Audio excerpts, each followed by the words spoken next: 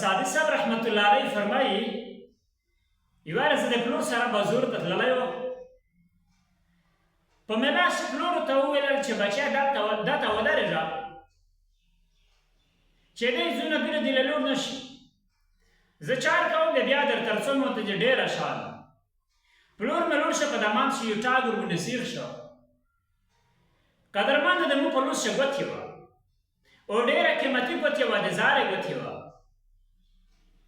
بیا مو ته ټاګ وویل چې ته را ګوتې وڅکه. مو وڅکله او ورته وویل چې خوږه ده. مو ورته چې خوږه ده.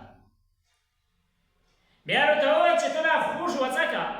خوږ مې ځنې ولې وه، خوږ مې وڅکه. ورته دا خوږ دی. وایي چې مو ته یې وویل چې پاګله زه ته دا خوږ درکړه، ته مو ته دا ګوتې یې وکړه. زه خو وړوکی و، زه خو ساده و، په خبره نه پوهېدل. مو ته د ګوتې قیمت څه معلوم و. قدرمنده ګوتې یې ورنه یوړله، مو خوږ وخوړو. والد صاحب چې کله واپس ورغی ورته ویل چې بچیه ګوتې دې څه کړله. مو ورته چې بابا راځه سړی ورباندې سیخ شه. ورته ویل چې دې وڅکه. ګوتې مې وڅکله، خوږه نه وه. او چې کله مې د ده خوږ وڅکه خوږ وه. دا ورته وویل چې بچیه دا خو ټاک در باندې سیخ شوی دی، لړې دې کړي دي، دا خو دې